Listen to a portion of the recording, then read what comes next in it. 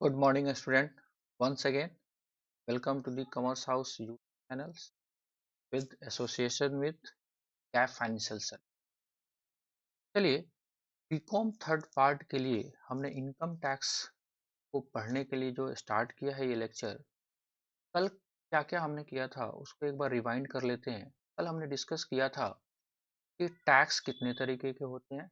एक तो होगा आपके पास डायरेक्ट टैक्स, दूसरा होगा इनडायरेक्ट। इन बातों को हमने समझा था और डिटेल्स में। अगर आपसे वीडियो स्किप हो गया है तो लिंक आपके डिस्क्रिप्शन बॉक्स में है, वहां से जाके आप दोबारा से उस वीडियो को देख सकते हैं। चलिए, इनकम टैक्स हम लोगों को करना है। अभी हम लोग कहाँ पे हैं? अभी भी हम लोग बाउंड्री वॉल खींच रहे हैं। अभी तक कोई कॉन्सेप्चुअल आइटम शुरू नहीं हुआ है, कोई क्वेश्चन आंसर का सिनेरियो नहीं हुआ है। हम कोशिश कर रहे हैं आपको कि एक बार पहले आप से रिलेटेड वर्ड्स को, सेंटेंस को आप होने का कोशिश करें, ताकि आपको कॉन्सेप्ट जो है बेहतर तरीके से समझ। इसी कड़ी में थोड़ा सा एक दो और डिस्कशंस होगा आपके पास।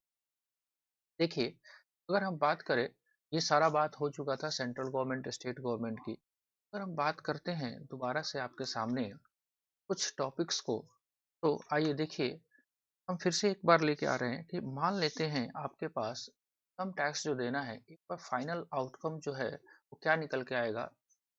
आपके पास रहेगा क्वेश्चंस। एज ए स्टूडेंट आप यही कोशिश करोगे कि सर क्वेश्चन तो बता ही नहीं रहे। आपके पास रहेगा क्वेश्चन और इस क्वेश्चंस को आपको करना है आंसर।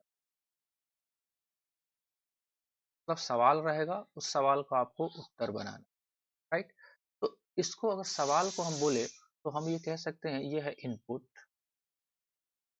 आपको बुक, जो भी बुक राइटर का आप पढ़ेंगे उससे आपको मिलेगा इनपुट, और फाइनली आपको बनाना है आंसर। इसको हम बोलेंगे। अब बात यह है कि इनपुट और आउटपुट्स का रिलेशंस यहाँ पे कैसे है। इनपुट से आउटपुट क्लियर होगा।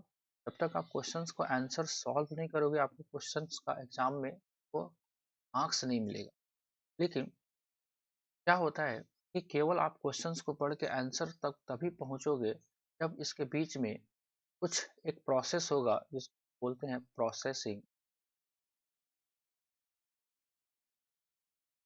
तब आपको कुछ ना कुछ दिमाग में चलाना पड़ेगा।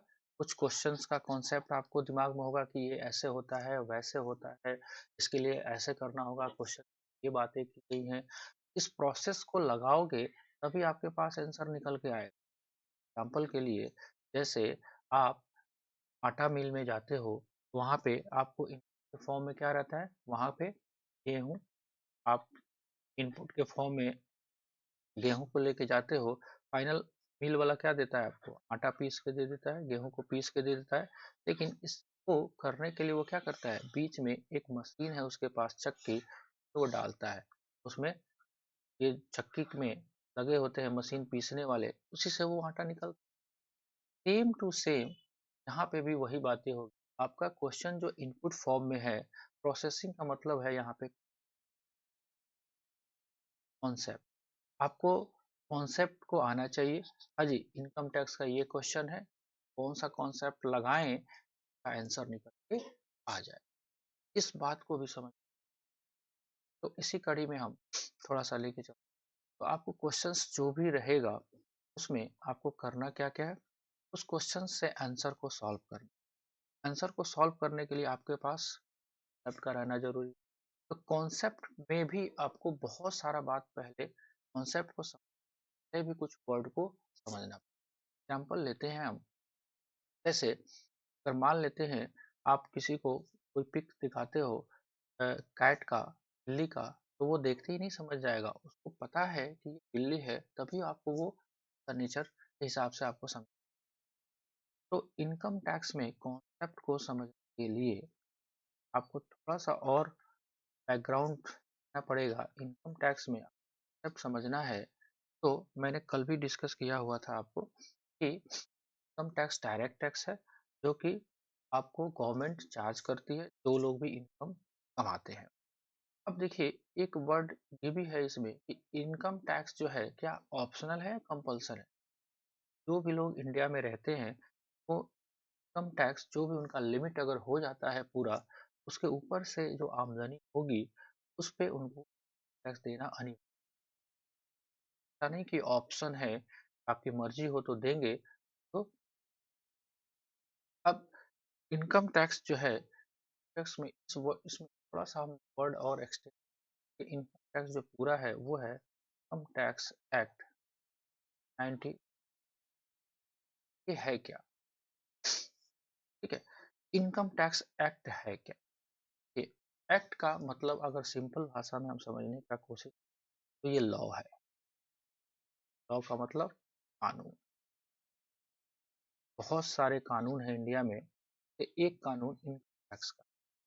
एग्जाम्पल लेते हैं, जैसे आपको सड़क पे चलना है तो सड़क के बाईं तरफ चलते हैं। आपको सड़क पे जब चलना है, सड़क पे चलने के लिए क्या कानून है? बाईं तरफ। क्यों बाईं तरफ चलते हैं हम? लोग कहता है कि बाईं तरफ चल, तो ये कहीं ना कहीं बातें लिखी गई होगी, सरकार ने कई बातें लिख दी गई होगी कि हाँ जी, इंडिया सड़क पे जो लोग लोग भी चलेंगे वो सड़क के बाईं तरफ। मान लेते हैं, कहाँ से मान लेते हैं कि आपको मोटर व्हीकल एक्ट में गया हो। वैसे ही अनगिनत लॉ है इंडिया में। लॉ है, बहुत सारे लॉ हैं।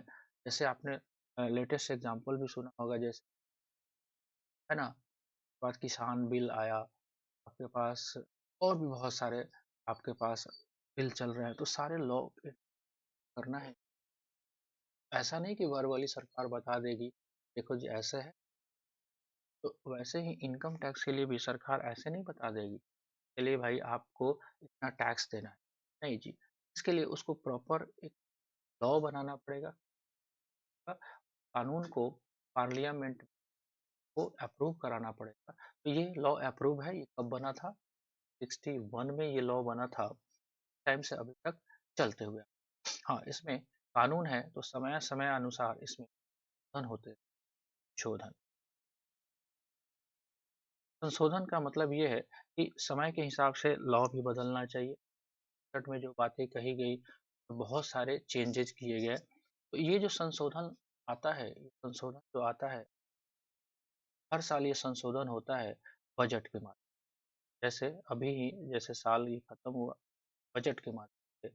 और बजट जो है आजकल नॉर्मली 1 फरवरी को, जैसे अभी करंट का बजट 1 फरवरी 2021। सारी बातें डिस्कस करने का मतलब ये है कि आप जब अपना बुक ओपन करें तो वहाँ पे एक बातें लिखी गई हैं, तो ध्यान से देखेंगे। यहाँ पे ये जो है, यहाँ पे लिखा हुआ है, आप देखते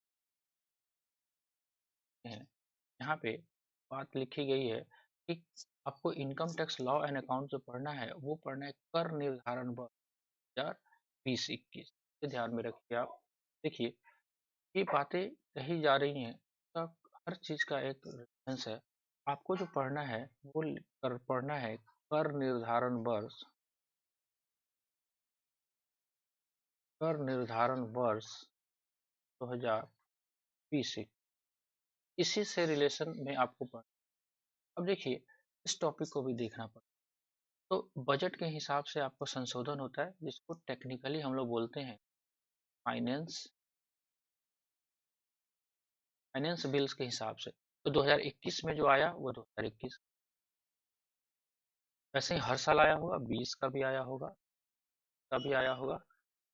ऐसा बताना इसलिए जरूरी है क्योंकि आज जो आपका ये वीडियो है, मान लेते हैं 3 मार्च 2021 को, और 3 मार्च 2021 यहाँ से आगे निकल जाए। अभी जो करंट बजट आपका जो आया है वो 2020 में आ चुका है।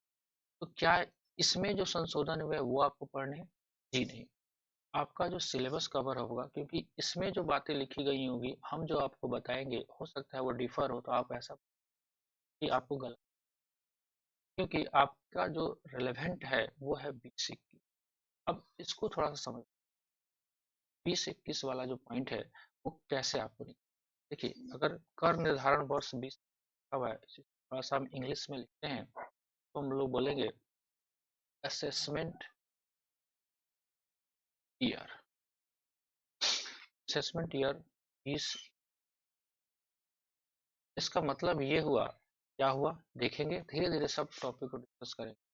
तो 20-21 का मतलब है कि आपका एक ईयर की यहाँ पे असेसमेंट ईयर 20-21। अब इस पॉइंट को समझने के लिए, असेसमेंट ईयर को समझने से पहले आपको एक काम और समझना पड़ेगा। अब ईयर को थोड़ा सा समझ। ईयर, देखिए नॉर्मली ईयर का मतलब हम लोग ये समझते हैं कि एक साल। ईयर का मतलब एक साल, राइट। एक साल जो होगा वो कब से कम होगा? देखिए नॉर्मली तो हम लोग का 1 जनवरी से लेकर 31 दिसंबर तक का एक साल हो जाएगा। अब जो साल भी हो, जैसे मान लेते हैं अभी 20 है, 20 से 20 एक साल हो जाएगा। तो ईयर का मतलब ही होता है एक साल। अब ईयर भी जो है वो दो तरीके का हो सकता है। अगर आपका ईयर 1 जनवरी से शुरू होके 31 दिसंबर तक खत्म हो जाए, मतलब कि ऐसा 12 महीना जो कि शुरू होता है 1 जनवरी से और एंड होता है आपका 31 दिसंबर को, उसको हम लोग बोलते हैं कैलेंडर ईयर। जो आप दीवार पे कैलेंडर टांगते हो, कैलेंडर ईयर। अब कैलेंडर ईयर्स का इनकम टैक्स में कोई रिलेवेंस, यहाँ पे हम कैलेंडर ईयर को देखते ही। इनकम टैक्स वालों को मतलब है एक साल कहाँ से शुरू होगा? उनका साल शुरू होता है अप्रैल। इनकम टैक्स वालों का अप्रैल से, अप्रैल से शुरू होके और खत्म होता है 31। अगर इसी की बात करें तो 20 से, राइट। इसको लोग हम लोग बोलते हैं फाइनेंस। मतलब ऐसा 12 महीने का पीरियड जो कि शुरू होगा अप्रैल से और खत्म होगा आपको। अब यहाँ पे फाइनेंशियल ईयर आ गया। अब फिर पीछे आते, फाइनेंशियल ईयर अभी भी असेसमेंट ईयर यहाँ पे वर्ड किया। फाइनेंशियल ईयर को पहले समझ लिया हमने, तो हमारे पास कैलेंडर ईयर का कोई मतलब नहीं है। फाइनेंशियल ईयर को आपको देखना है। फाइनेंशियल ईयर का मतलब ये है कि आपका ऐसा साल जो होगा अप्रैल से और खत्म होगा आपका मार्च में।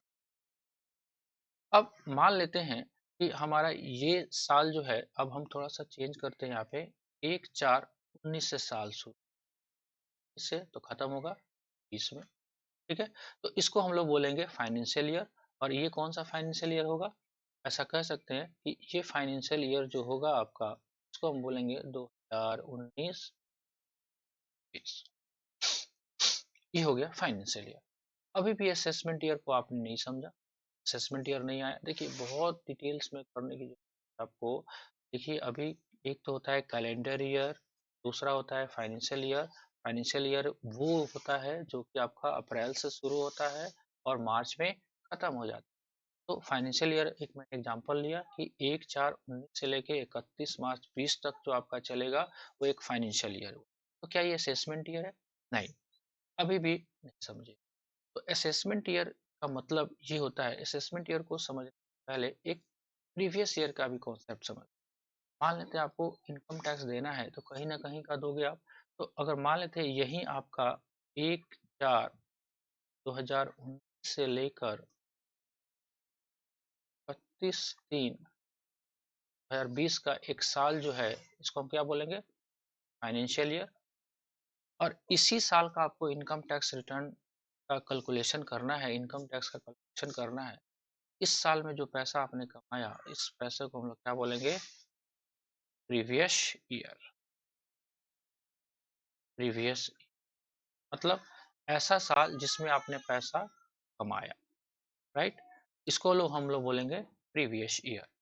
अब जिस साल में आपने पैसा कमाया, मान लेते हैं मार्च में आपने पैसा कमा लिया, तो आप टैक्स तो दोगे अगले साल में जाके। तो उस साल को, जिस साल में टैक्स लगता है, उस साल को हम लोग बोलते हैं असेसमेंट। मतलब जिस प्रीवियस ईयर में, प्रीवियस ईयर का मतलब वो हुआ ऐसा फाइनेंशियल ईयर जिसमें आपने पैसा कमाया, कैलेंडर ईयर नहीं, फाइनेंशियल ईयर। तो फाइनेंशियल ईयर स्टार्ट ही होगा अप्रैल से और खत्म होगा आपका मार्च।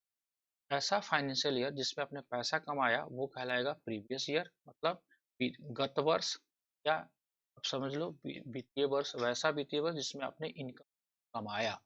और जिस इन ईयर में आपने टैक्स दिया वो आपका हो गया असेसमेंट। आपको जो सिलेबस करना है इसका मतलब ये है कि अगर हम बात करें असेसमेंट और प्रीवियस ईयर की, तो हम थोड़ा सा फ्रेश पेज पे लेके देखते हैं कि आपको जो पढ़ना है वो पढ़ना है असेसमेंट ईयर 2020, मतलब ऐसा फाइनेंशियल ईयर जो स्टार्ट होगा 1/4/2020 से लेकर 31/3/2021। ठीक है, इसमें आपको टैक्स देना है। इस साल में क्या देना है? टैक्स देना है, लेकिन कौन से कमाई पर? तो प्रीवियस ईयर। प्रीवियस ईयर इसका पीछे का साल हो जाएगा, कौन सा? 2019-20, मतलब 1/4/2019 से लेकर 31/3। इसमें जो पैसा आपने कमाया है उसका टैक्स देना है, उसी को आपको डील करना। अब बात आ रही है कि ये चेंजेस जो होंगे वो कौन से बजट के लागू होंगे। कोई भी चेंजेज होगा वो आपको सरकार पहले ही बताती है। लेट्स एग्जांपल लेके चलते हैं कि अगर इन साल को करने के लिए आपको 1/4/19 को काम करने के लिए जो बजट आया होगा, बजट कौन सा अप्लीकेबल होगा? जो 1 फरवरी 2019 को आया था। उसके बाद भी आ चुके हैं। 1 फरवरी 2020 को भी बजट आ चुका है, 1 फरवरी 2021 को भी बजट आ चुका है। तो ये वाला बजट का प्रोविजन आपको अप्लीकेबल नहीं है, आपको ध्यान में नहीं रखना है बिकॉज थर्ड पार्टी। तो ये जो इतना सारा डिटेल किया गया, आप कंफ्यूज नहीं होंगे। 1 फरवरी 2019 के बजट में जो बातें कही गई होंगी, जो कि किसको चेंज किया होगा? Income tax act 1961। ठीक है, तो ये सारा रिलेवेंस। इस वीडियो में हम इतना ही रखते हैं ताकि आपको धीरे धीरे कॉन्सेप्ट को किया जाए, तो लंबा हो जाएगा तो बाउंस कर जाएगा। ये थोड़ा सा टेक्निकल कॉन्सेप्ट है। आप इस वीडियो को हो सकता है 1-2 बार रिवाइंड करके देखेंगे, आपको बहुत बेहतर समझ में आएगा। फिर भी कोई डाउट रहता है, धीरे धीरे पहले एक बाउंड्री वॉल को खींच लेंगे कि इनकम है क्या, ये कब लगता है, आप कैसे हैं, तभी जाके बात बनेगी। चलिए, तो बने रहिएगा। अभी तक आप इस चैनल में आए हैं तो सब्सक्राइब कर लीजिएगा और बेल आइकन को भी प्रेस कर लीजिएगा। हाँ, एक और इम्पोर्टेंट बात, इसमें एक मैंने अलग से वीडियो बना दिया है। बच्चों को ज़रूरत है कि वो जूम ऐप के फ्रैक्शन ले सके, तो एक गूगल फॉर्म शीट का एक फॉर्म मैंने क्रिएट कर दिया है, उसका भी एक सेपरेट वीडियो बना दिया है और लिंक आपको डिस्क्रिप्शन में रखा हुआ है। वहाँ से जाके उस फॉर्म फिलअप करके हम, चलिए तब तक के लिए पढ़िए खूब मन लगा के। मिलते हैं हम नेक्स्ट